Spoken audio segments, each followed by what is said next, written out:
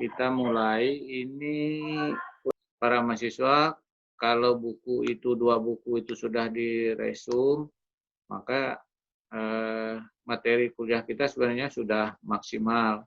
Tapi ada kewajiban kita sesuai dengan surat edaran dekan bahwa ya walaupun kita kuliah dengan sistem daring seperti ini, kita minimal 2 kali tatap muka dengan sistem daring ini, sehingga hari ini kita juga melaksanakan perkuliahan dengan daring. Ya, saya akan memberikan materi, walaupun materi ini sebenarnya ketika para mahasiswa sudah meresum, materi itu sudah mahasiswa lebih awal membacanya dari materi ini, tapi tidak ada masalah.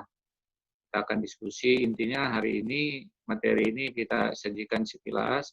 Saya ingin bagaimana penyerapan mahasiswa hasil dari resum buku itu, bagaimana pemahamannya dengan materi pengambilan keputusan yang ada. Nah, ini slide yang berikutnya ini sudah ada, ya, apa pengambilan keputusan itu. Nah, pengambilan keputusan sebagaimana yang kita ketahui bersama adalah proses memilih suatu alternatif cara bertindak dengan metode yang efisien sesuai situasi. Nah, pengertian ini agar para mahasiswa bisa memahami. Tanda ada huruf proses itu dibuat cetak tebal dan warnanya beda. Ya, ini memang dibuat untuk penegasan. Artinya pengambilan keputusan itu adalah proses. Kita paham proses itu kan kalau kita hitungan 10 dari 0 atau dari 1 sampai 10 prosesnya itu, tahapan-tahapannya. Sesuai dengan situasi. Nah, tapi kata penting juga di situ penekanannya efisien. Metode yang efisien sesuai situasi. Artinya kenapa harus 10 para mahasiswa? Kenapa harus 10? Kalau bisa 2 atau 3, kenapa harus 10 kan gitu. Nah, itu maksudnya efisien dan sesuai situasi. Kalau memang prosesnya itu memang harus 10, ya mungkin tidak harus diefisienkan. Kalau kita efisienkan dari 10 lagi, ya mungkin hasilnya tidak maksimal. Nah, itu maksudnya. Ini sesuai dengan situasi. Ya, bisa saja itu tidak harus 10 kan gitu, tapi harus sesuai. Walaupun efisien, kalau tidak sesuai kan itu jadi persoalan. Nah, kemudian penegasan kata proses di sini, proses itu untuk menemukan dan menyelesaikan masalah. Nah, karena kita berbicara tentang organisasi, ya ini kaitannya apa itu organisasi. Nah, kita kembali mengingat kembali apa itu organisasi. Para mahasiswa, saya yakin itu di mata kuliah awal-awal semester kita di kampus, kita sudah berbicara tentang mata kuliah organisasi atau manajemen. Sudah kita pada semester awal rasanya. Oleh sebab itu, yang kita bicarakan itu adalah persoalan untuk menemukan dan menyelesaikan masalah organisasi. Ini tadi prosesnya tadi. Kalau yang kita cari itu ya hanya 3 langkah atau tadi hitungan 1 sampai 10 langkah tadi, ya kalau memang itu prosesnya hanya sampai 5, kenapa harus 10? Atau prosesnya hanya sampai 3, kenapa harus 5? Nah, kemudian selanjutnya yang penting juga, pernyataan tersebut menegaskan bahwa pengambilan keputusan memerlukan satu seri tindakan dan membutuhkan beberapa langkah. Nah, kenapa slide ini kita buat begini? Ini adalah untuk memudahkan para mahasiswa dalam rangka memahami proses pengambilan keputusan ini. Jadi penegasannya, pernyataan maksudnya proses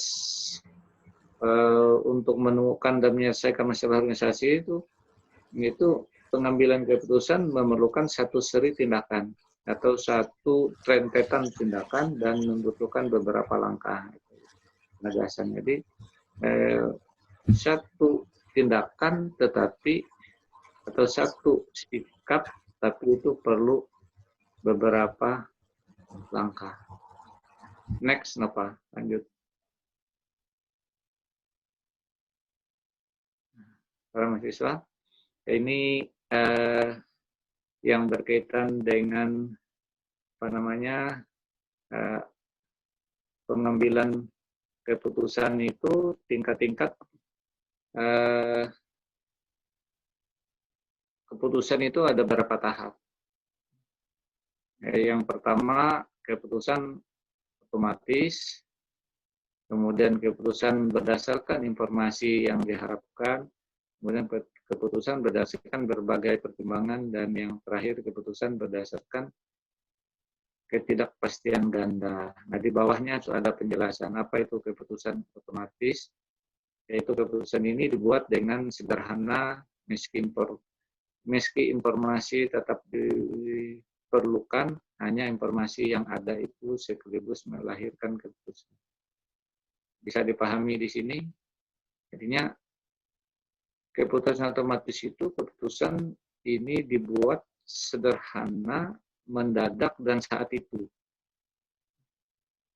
Keputusan ini otomatis itu keputusan yang dilakukan pada saat kejadian dan apa bentuknya. Nah, kita sudah sering mendengar bahwa kebijakan itu, keputusan atau kebijakan itu, orang diam pun itu merupakan sebuah kebijakan. Ketika ada sesuatu persoalan, kita diwajibkan atau kita diharuskan untuk mengambil keputusan. Apa yang harus kita ambil? Itu tadi, kita ada proses dulu, ada tahapan, ada sikap dulu. Nah, sikap kita itu kita bertindak atau kita diam. Ketika kita diam juga itu keputusan. Seperti keputusan otomatis itu kan begitu. Keputusan yang dilakukan pada saat kejadian, keputusan yang dilakukan pada saat itu. Nah, kemudian selanjutnya adalah berdasarkan informasi yang diharapkan. Tingkat informasi di sini dimulai sedikit kompleks. Artinya informasi yang ada sudah memberikan aba-aba untuk mengambil keputusan. Jadi keputusan berdasarkan informasi. Jadi kita ada mendapat laporan itu ya harus kita pahami dulu, harus kita pelajari, kita analisa dulu. Nah, itulah tadi bahasanya bahwa tingkat informasi sudah sedikit kompleks. Ada kajian-kajian yang kita harus lakukan pada tahap keputusan berdasarkan informasi yang diharapkan. Itu informasi yang kita terima. Jadi, ketika informasi itu sudah kita terima, bukan kita melihat sendiri atau bukan berhadapan dengan kita langsung, nah, kita harus kita pahami dulu, betul nggak informasi ini. Saya selalu mengatakan apa yang harus dimiliki oleh mahasiswa, karena mahasiswa itu ya melekat dengan statusnya, Pak. Dia harus objektif, dia harus rasional, ya. Kan ada 4, minimal ada 4 atau 5 ya, mahasiswa itu. Karena status mahasiswa objektif, dia orangnya intelek, ya, rasional, gitu. Jadi tidak boleh ngomong sembarangan. Mahasiswa itu tidak boleh bahasa sederhananya, tidak boleh hanya mendengar kata orang, tapi dia harus simak dulu, dia harus kaji dulu, dia harus pahami dulu. Nah, ini mulai tahap kedua ini kita sudah, atau tingkat kedua ini, tingkat keputusan kedua ini kita juga sudah mulai. Kalau kita dapat informasi, tidak boleh informasi itu langsung diterima. Kemudian berikutnya keputusan berdasarkan berbagai pertimbangan. Jadi kita ini mendapatkan masukan-masukan dari bawahan kalau dari pimpinan, atau kita mendapatkan masukan-masukan dari orang yang memberikan informasi kepada kita. Nah, tapi ini sudah dalam bentuk pilihan-pilihan. Kalau tingkat yang ketiga ini sudah pilihannya, ada alternatif-alternatifnya. Alternatif pertama ini risikonya ini atau hasilnya ini. Nah, tapi ada risikonya ini. Ini harus ada plus minusnya, atau ini ada pertimbangan yang sudah mengarah ke sesuatu yang agak sedikit nilai. Kalau yang nomor 2 tadi kita berat di situ. Yang sangat berat itu yang nomor 1 tadi. Ketika kita salah mengambil keputusan pada saat itu, maka tidak ada lagi bahasanya keputusan itu tidak jadi, tidak ada lagi. Makanya di nomor 1 itu sangat hati-hati.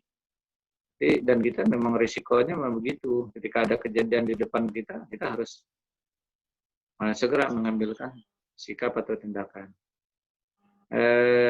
Tadi yang ketiga, untuk berdasarkan berbagai pertimbangan tadi, yaitu keputusan jenis ini lebih kompleks lagi, lebih banyak informasi yang diperlukan. Informasi itu harus dikumpulkan dan dianalisa.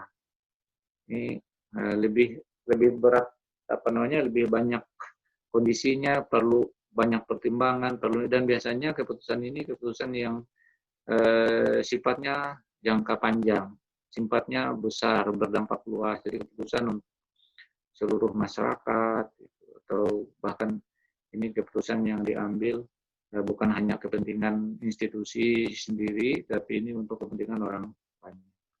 Kemudian yang terakhir, keputusan berdasarkan ketidakpastian ganda. Nah, maksudnya keputusan yang paling kompleks, jumlah informasi yang diperlukan semakin bertambah banyak. Selain itu, dalam setiap informasi yang sudah ada atau informasi yang masih akan diharapkan, terdapat ketidakpastian. Karena tadi ketidakpastian ganda.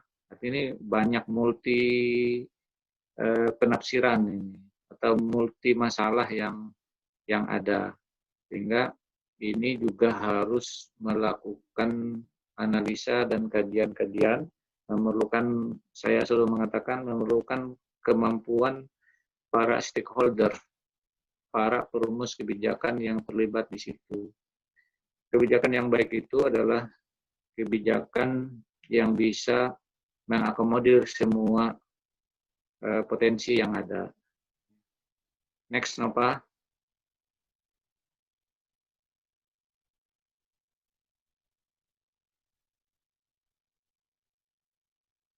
Baik, kita perlu tahu juga tentang kategori informasi sesuai dengan tahapan keputusan tadi. Ini ada 4 kategori informasi. Yang pertama, keputusan representasi. Nah, dalam hal ini penjelasannya adalah apabila pengambilan keputusan menghadapi informasi yang cukup banyak dan mengetahui dengan tetap bagaimana memanipulasi informasi tersebut. Kemudian yang kedua, keputusan empiris. Tadi representasi itu bagaimana kita memanipulasi, maksudnya bagaimana mensiasati. Jadi bukan manipulasi dalam arti ini semacam merubah informasi, tidak. Tapi bagaimana kita mensiasati informasi yang cukup banyak itu, dan cara kita mengetahuinya bagaimana. Itu maksudnya teknik kita untuk bagaimana mensiasati informasi itu.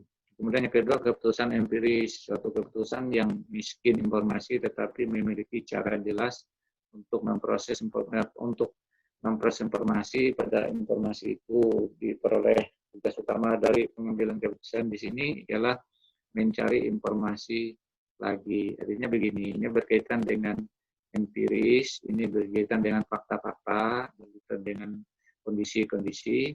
Nah, ini memang kita harus mencari pembanding dari informasi itu, atau kita mencari informasi itu yang, karena kita langsung berhadapan dengan informasi-informasi ada ini atas dasar pengalaman. Kalau empiris itu atas dasar pengalaman atau atas dasar kondisi yang kita lihat. Kemudian yang ketiga ini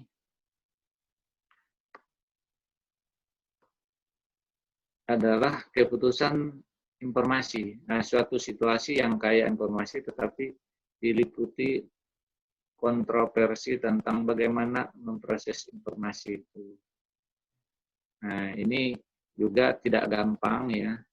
Jadi keputusan informasi itu adalah bagaimana kita mensikapi perdebatan di dalam informasi yang kita dapatkan itu. Ada kontroversinya di situ. Bagaimana memproses informasi yang yang banyak, informasi yang kita dapatkan itu bagaimana, karena ini ada perbedaan, ada situasi yang satu begini, situasi yang lain begini. Nah, sehingga bagaimana kemampuan kita untuk mengelola informasi itu agar informasi itu bisa kita jadikan sebuah nilai, dan ketika kita mengambil keputusan atas dasar informasi itu, keputusan yang kita ambil itu berkualitas. Yang keempat adalah keputusan eksplorasi. Istilah ini muncul karena situasi itu miskin dengan informasi dan tidak ada kata sepakat tentang cara yang hendak dianut untuk memulai mencari informasi. Nah, ini dilematis ini yang eksplorasi ini maksudnya karena yang kita dapatkan itu tidak mampu untuk menggambarkan situasi, ya, sehingga belum sulit untuk mendapatkan kata sepakat bagaimana kita melengkapi atau bagaimana kita untuk memenuhi informasi-informasi itu agar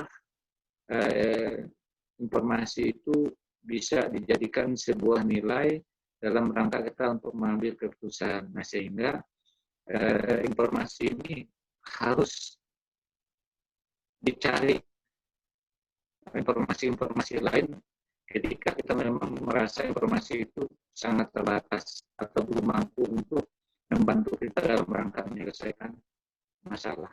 Nah, ini slide ketika kalian punya dokumen tentang resume buku itu, nanti akan penegasannya bisa dibaca kembali apa itu sesungguhnya keputusan eksplorasi itu. Next, apa? Karena waktu kita terbatas. Baik, nah ini metode pengambilan keputusan. Nah, nanti akan kita diskusi ya metode yang bagaimana yang layak, yang bagus, atau yang cocok sesuai dengan kondisi kita. Tapi para mahasiswa harus memahami lebih awal dulu, teorinya dulu, prakteknya gampang. Metode pertama itu metode rasional yang disebut juga dengan metode rasional. Ini adalah metode klasik yang secara implisit mencakup model birokratik dari pengambilan keputusan. Maksudnya begini, ya ini memang yang dipakai oleh para pengambil keputusan, makanya dia ini sudah lama, tetapi ini masih sering digunakan sampai hari ini. Jadi secara implisit mencakup model birokratik gitu. Ini yang dipakai para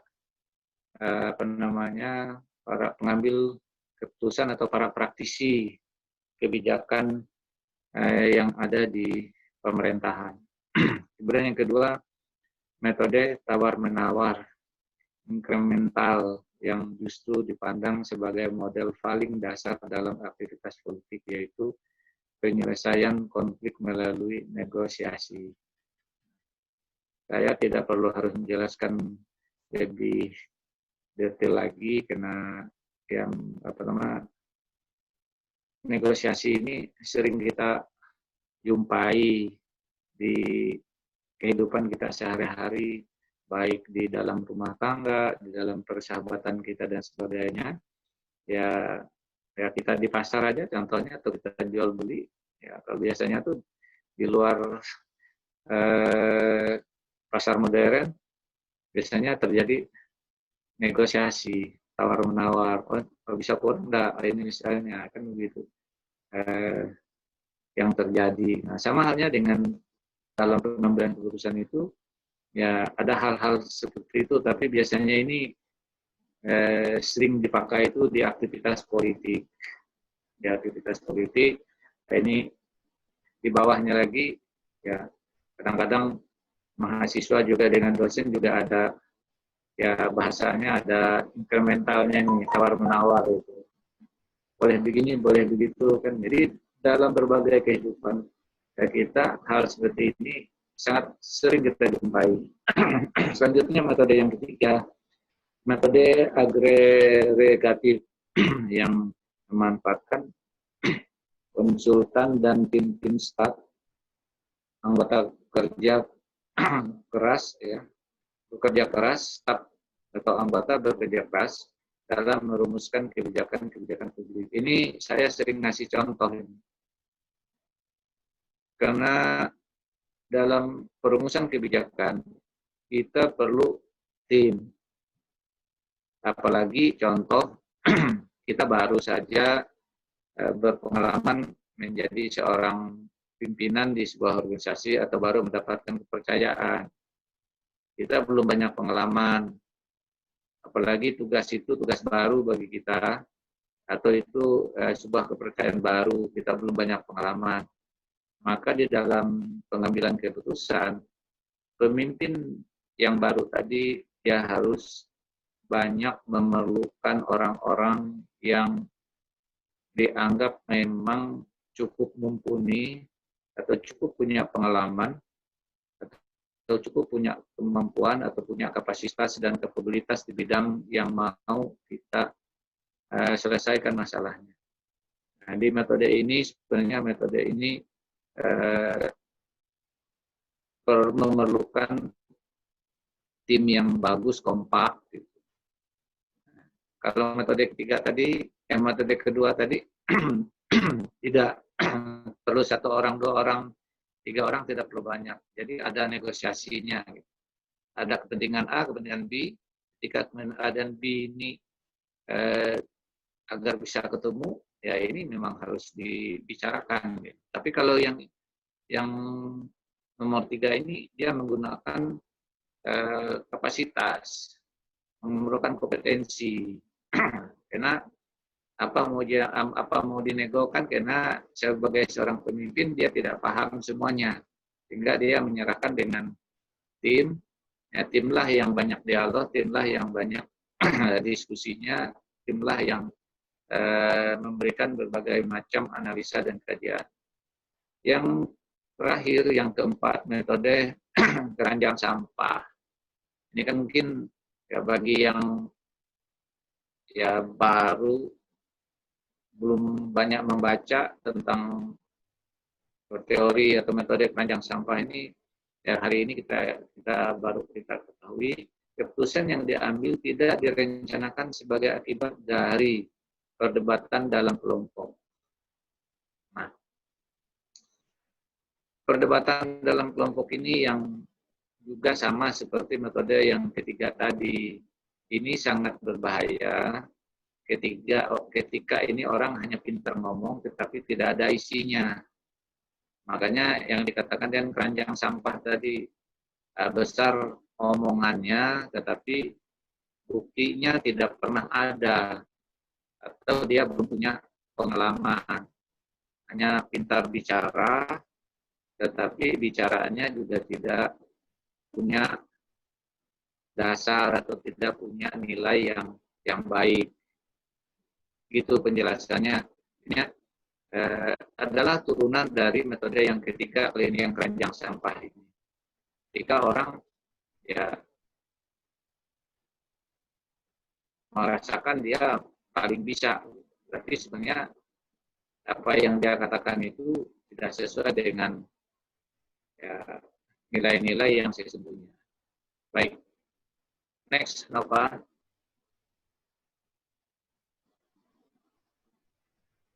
Nova sambil ingatkan ya, kita sisakan waktu paling tidak 15 menit untuk apa namanya, untuk kita diskusi. Baik, Pak. Ya. Nah, ini yang berikutnya ini adalah teori-teori tentang pengambilan keputusan. Nah, tadi ada kita singgung-singgung sedikit tentang ya aliran birokratik. Teori ini memberikan tekanan yang cukup besar pada arus dan jalannya pekerjaan dalam struktur organisasi. Ya bahasanya sering kita dengar, oh ini nyelemet ini birokrat. birokrasinya terlalu rumit. Gitu. Ini termasuk dengan aliran-aliran orang ini biasanya ada yang simple, ada yang memang sengaja, bukan sengaja, ada yang memang dalam penilaian orang dia rumit, ada dalam penilaian dia orang simple, gampang itu. Kalau dia ini tidak perlu harus nunggu besok, yang penting dia paham cerita kita dulu untuk pengambilan keputusan atau untuk pimpinan atau untuk orang yang kita temui, dia bisa langsung ambil keputusan. Itu yang penting apa yang kita sampaikan itu tidak mengada-ngada atau sesuai dengan fakta yang ada. Jadi, birokratik itu biasanya walaupun kita jelaskan dia tidak bisa mengambil keputusan cepat, dia sangat dominan menggunakan fungsional atau menggunakan struktur birokrasinya. Ini kalau aliran birokratik. Kemudian aliran manajemen saintifik. Nah, ini teori ini menekankan pada pandangan bahwa tugas-tugas dapat dijabarkan dalam elemen-elemen logis yang dapat digambarkan secara saintifik. Maksudnya, kalau yang aliran manajemen ini, dia sangat berpedoman dengan kondisi yang logis. Jadi, kalau memang begitu faktanya, ya biasanya orang ini mirip-mirip orang yang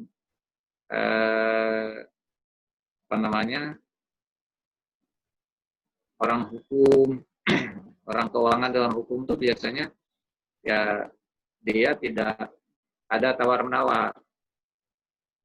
Beda dengan nanti pada aliran kemanusiaan, beda. Dia logis gitu. Kalau A, kalau dia B, kalau boleh-boleh, kalau tidak boleh, tidak boleh.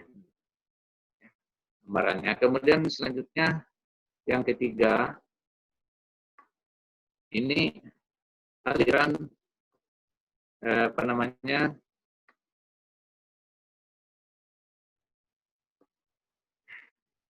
hubungan kemanusiaan. Teori ini menganggap bahwa organisasi dapat berbuat lebih baik apabila lebih banyak perhatian diberikan kepada manusia dalam organisasi. Nah, kalau aliran pemikiran ini memang ya pertimbangannya terlalu banyak ini. Jadi, dan orangnya biasanya kalau berpikir aliran hubungan kemanusiaan ini ada nilai positif dan nilai negatifnya sebenarnya ya sama, 50-50.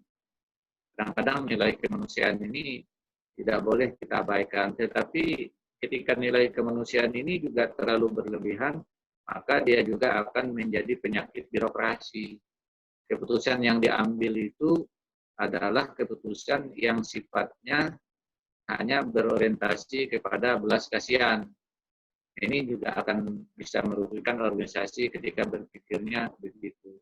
Nah, inilah fleksibilitasnya para mahasiswa. Kita melihat situasi bagaimana masalah yang kita ingin selesaikan itu atau yang berhadapan dengan kita itu, ya kita harus pintar, kita harus pandai melihat apakah ini kalau kita ambil keputusan begini, bagaimana dampaknya.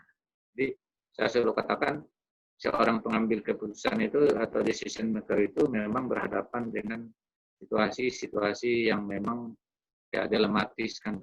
Tapi itu tidak boleh, sebagai seorang pengambil keputusan kita tidak boleh menghindar. Kita tidak boleh ini. Intinya seorang decision maker itu dia memang harus menikmati apa yang dipilih itu memang harus dilakukan, tetapi biasanya ketika orang pengalamannya banyak, dia akan lebih gampang, lebih santai menghadapi persoalan-persoalan yang ada. Dan biasanya kadang-kadang ada berulang, hanya tinggal besar kecilnya masalah yang dihadapi itu atau masalah yang mau diselesaikan, hanya itu sebenarnya.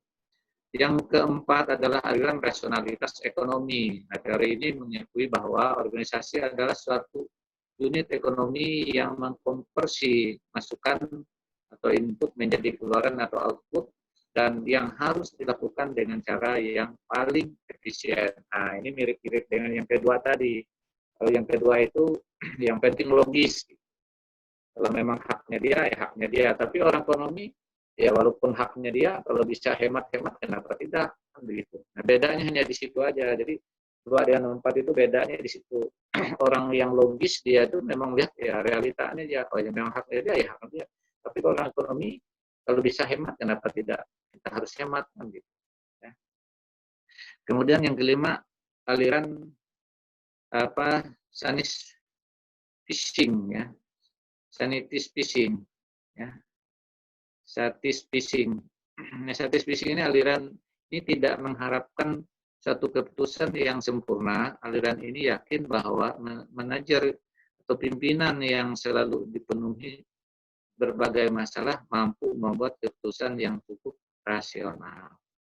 Nah, ini yang satis fishing ini, statistik ini, sekali lagi saya sampaikan bahwa ini adalah seorang pimpinan yang pengalamannya sudah banyak. Jadi, atau dia orang yang berpengalaman, atau dia orang yang memang diberi kemampuan, apa yang dia lihat, apa yang dia lakukan itu merupakan sebuah nilai yang ya secara kemanusiaan ya tidak ada penolakannya kan gitu. Ya tidak seperti yang nomor 1 atau yang nomor 3 gitu.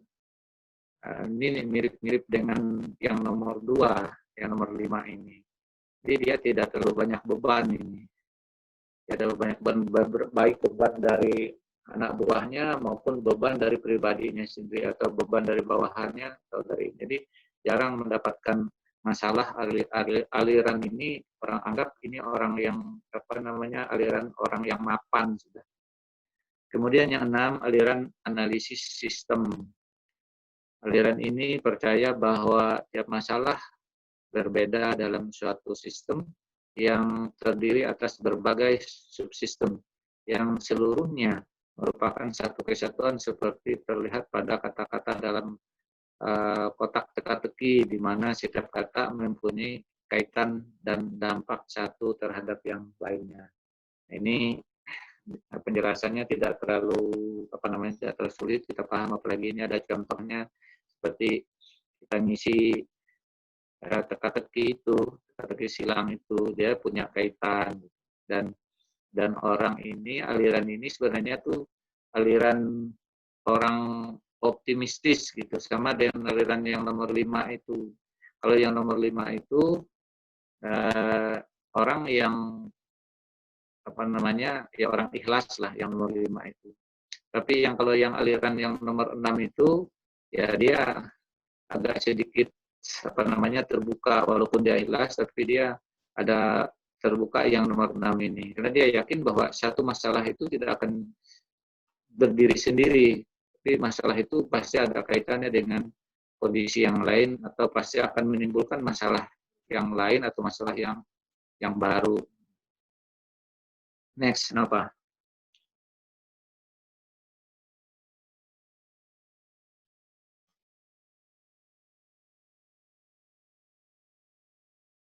Baik. Ini dua kondisi yang berbeda, tetapi dalam seperti dua sisi mata uang nih. Pemecahan masalah dan pengambilan keputusan. Ini sebenarnya kan satu nilai yang sama. Nah, ini gambarannya kan ada, tapi arahnya berbeda, tetapi tujuannya sama untuk menyelesaikan masalah. Jadi ini memecahkan masalah untuk pengambilan keputusan. Nah, seringkali orang sulit membedakan antara pemecahan masalah dan pengambilan keputusan. Memang apabila dilihat dari sudut prosesnya, sulit dibedakan karena keduanya menggunakan langkah-langkah yang hampir sama atau mirip. Perbedaannya terletak pada hasilnya. Penyelesaian masalah adalah pemikiran yang akhirnya mengarah pada hasil berupa penyelesaian kesenjangan antara desolen dan desain, antara apa yang seharusnya dan apa yang nyata. Nah, seharusnya dan nyata itu kan tadi mirip-mirip, agak sulit kita membedakannya. Seharusnya yang nyata, apa yang nyata dan apa seharusnya. Sebenarnya kan itu tadi dua sisi mata uang. Seharusnya begini, ternyatanya memang begini. Inilah berpikir analisis, inilah berpikir akademis, inilah berpikir rasional. Nah, kata ini tadi, jadi pemecahan masalah dan pengambilan keputusan itu adalah langkah seorang akademis, langkah seorang analisis, langkah seorang rasionalis. Jadi tidak banyak ini nih, karena penjelasan sudah lengkap, jadi saya tidak harus menguraikannya lagi. Next, kenapa?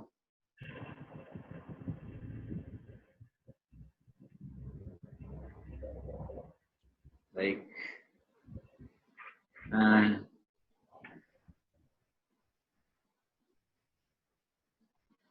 jadi selanjutnya, ini model pemecahan masalah yang yang kreatif. Masalah yang kreatif. Atau menurut Osborne dan partner. Ya. Nah, kita orientasi kita nih ngambil Osborne nih. Ngambil Osborne. Objektif finding yaitu mencari dan menemukan sasaran. Ini model pemecahan masalah yang kreatif. Yang pertama adalah objektif finding. Itu bagaimana kita menemukan sasaran atau mencari sasaran. Kemudian langkah berikutnya, bagaimana kita mencari atau menemukan fakta. Ini tahapan-tahapannya. Jadi pertama dulu kita mencari atau menemukan sasaran. Kemudian yang kedua kita mencari dan menemukan faktanya. Nah, ini sasarannya ini. Lalu kita di dalam kayak contoh ada kasus kalau polisi biasanya objeknya di sini. Nah, kemudian itu objek itu diteliti atau cari di situ apa temuan di situ. Kemudian yang selanjutnya itu mencari masalah. Faktanya sudah ada, apa nih penyebabnya nih, permasalahannya nih. Itu langkah selanjutnya. Jadi menurut Osborne tahapannya sasaran dulu yang harus kita ketahui, kemudian gitu ada dapat faktanya apa ini masalahnya ini, penyebabnya ini apa. Nah, kemudian harus menemukan ide dalam rangka untuk menuju penyelesaian masalah. Nah, kemudian yang terakhir itu adalah bagaimana kita mencari atau menemukan penerimaan. Artinya begini, ketika kita sudah menyelesaikan masalah, bagaimana respon atau tanggapan orang yang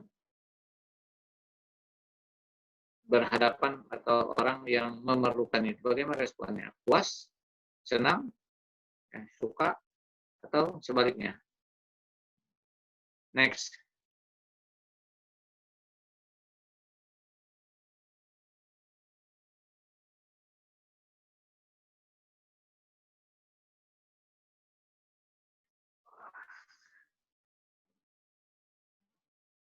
Ini tadi sudah kita bicarakan, keputusan itu adalah pengambilan keputusan adalah proses. Nah, ini bagaimana sebuah proses keputusan yang tadi itu ada tahapannya, kemudian keputusan itu yang sifatnya ada langkah-langkahnya. Nah, ini selanjutnya ini kita berbicara tentang keputusan strategik. Keputusan strategik berarti pilihan strategis atau keputusan yang kita anggap paling top oh ini paling istimewa, oh ini paling yang disenangi, pilihan dari beberapa alternatif yang strategis. Jadi ada keputusan-keputusan itu ada alternatif 1, 2, 3. Ini ada alternatifnya yang strategis. Kemudian berikutnya pilihan itu merupakan ketetapan mengenai aspirasi strategik yang realistis, yaitu keinginan yang masuk akal dan dapat direalisasikan.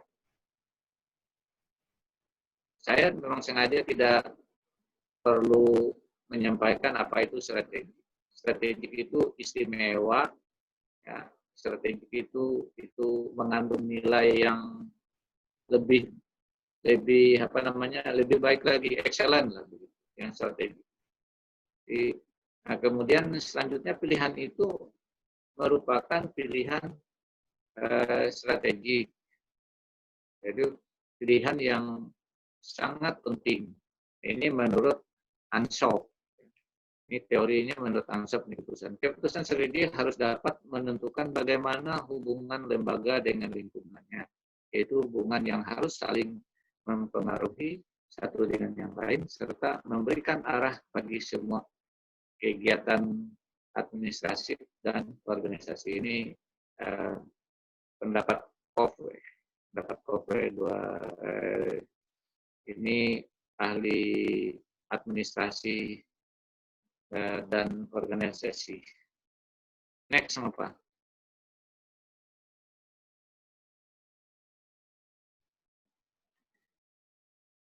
Para mahasiswa,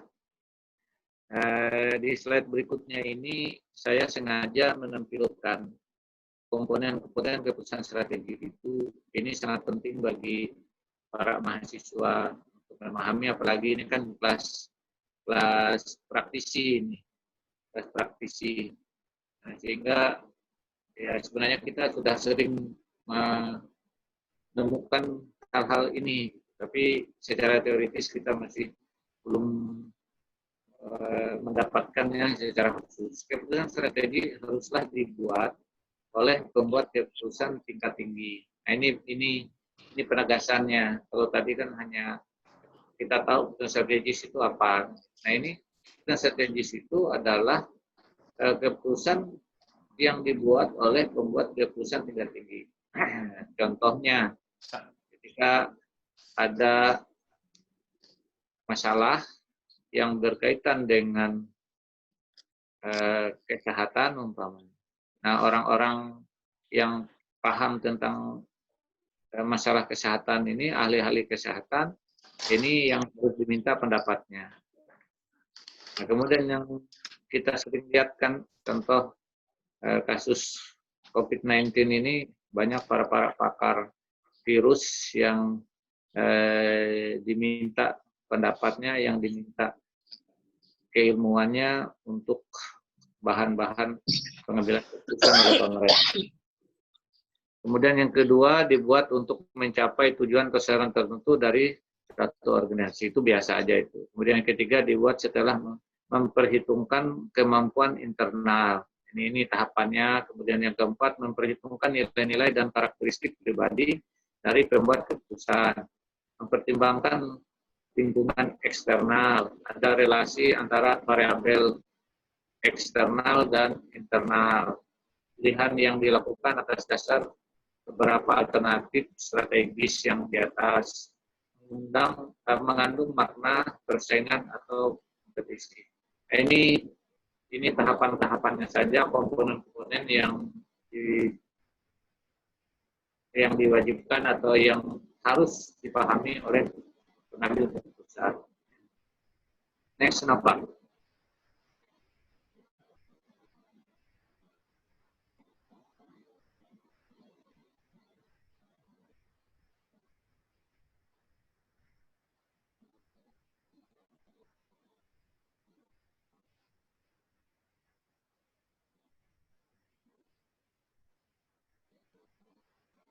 Slide-nya apa?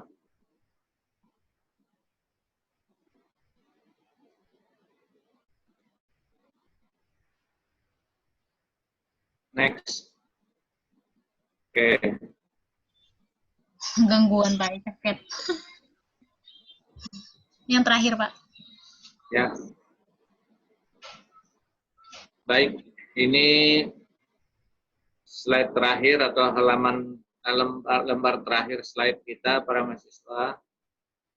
Ini kita memperkenalkan model-model pengambilan keputusan strategi. Mama nggak suka mama berenang. Ada di sini the rational actor model. Model ini menganggap bahwa organisasi negara berperilaku seperti individu yang rasional. Nah, maksudnya di sini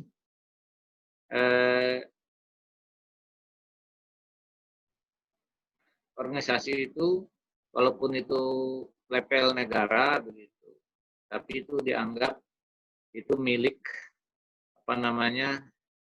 milik sekelompok orang, milik penguasa kan begitu. Padahal ini adalah lembaga negara, tapi seolah-olah ini menjadi milik sekelompok orang saja. Ini rational actor model ini. Kemudian yang berikutnya ini adalah organization process model. Model ini memberikan tekanan pada proses pengambilan keputusan organisasi yang berlangsung secara wajar. Nah, ini ya tidak menjadi masalah ini. Ini sering kita temui. Nah, dan biasanya kalau yang begini ini kan situasi normal saja, tidak ada yang protes dan sebagainya, tidak ada kritik-kritik yang tajam. Tapi kalau yang nomor 1 tadi, jadi ini banyak kritikan tajam ke yang nomor 1 yang rasional aktor tadi. Jadi ini ya seolah-olah organisasi ini milik penguasa aja, atau hanya milik ketua, atau hanya milik presiden, atau hanya milik peroni-peroninya saja kan. Bukan berbicara tentang kepentingan orang banyak. Tapi kalau yang nomor 2 ini ya ini organisasi yang diharapkan organisasi yang normal.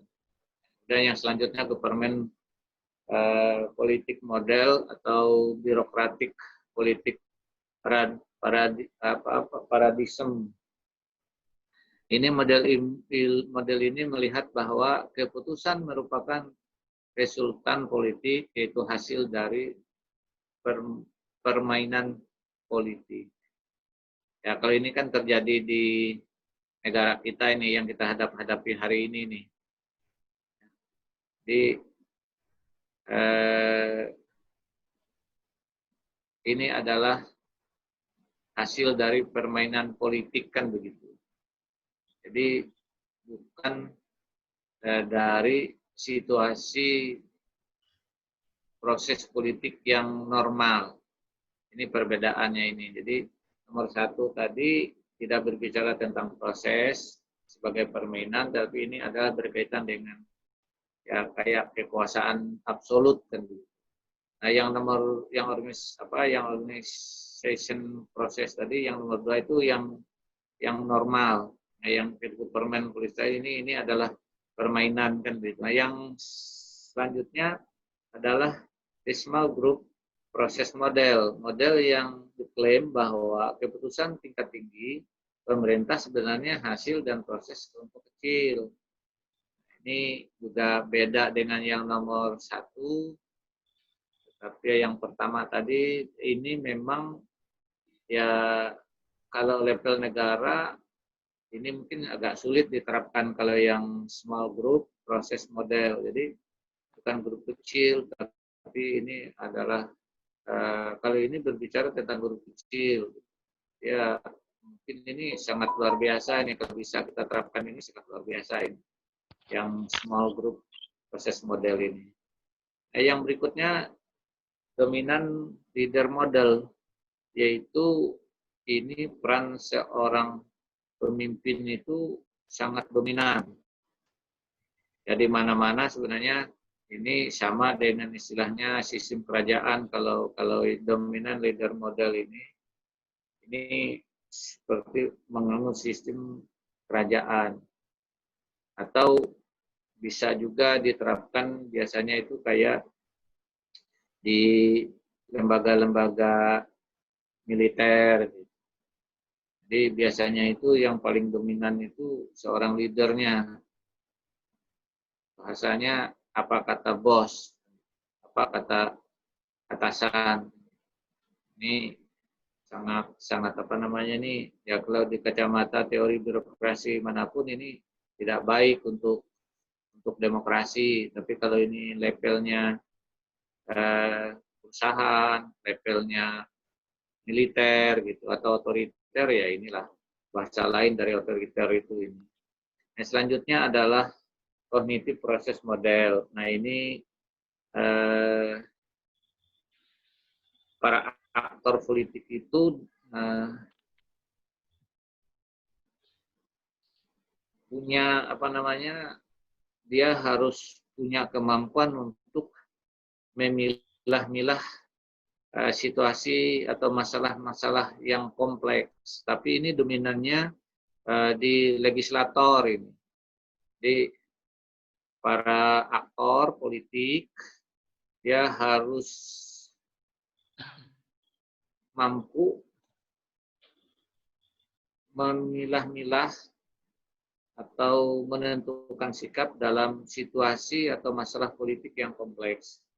Jadi, diperlukan kemampuan ya untuk apa namanya memilah atau memilih atau menentukan situasi atau masalah-masalah politik yang kompleks. Jadi kalau cognitive process model ini adalah berada di legislator atau di legislatif.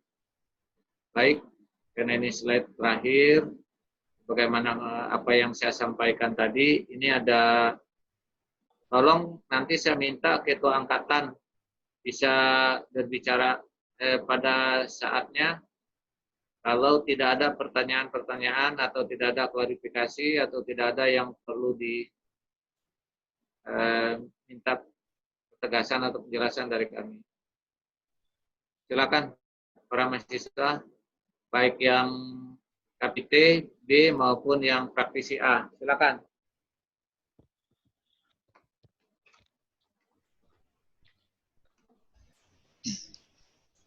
Ya kan, silakan teman-teman yang ingin bertanya terkait materi yang telah disampaikan Bapak.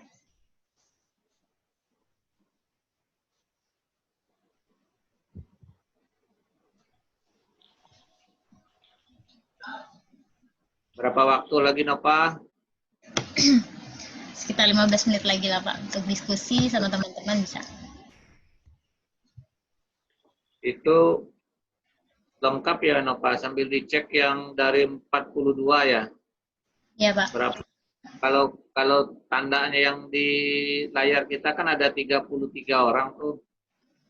Sini 42 Pak. 42 orang. 42? Iya. Oke. Ada yang mau ditanya?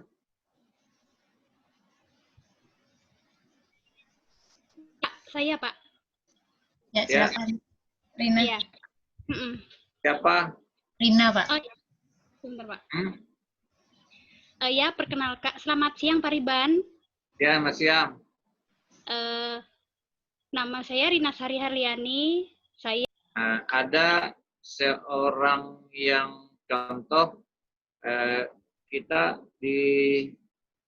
menghadapi persoalan tidak boleh kita keluarkan begitu. Ada instruksi tidak boleh keluar. Nah, kemudian kita di rumah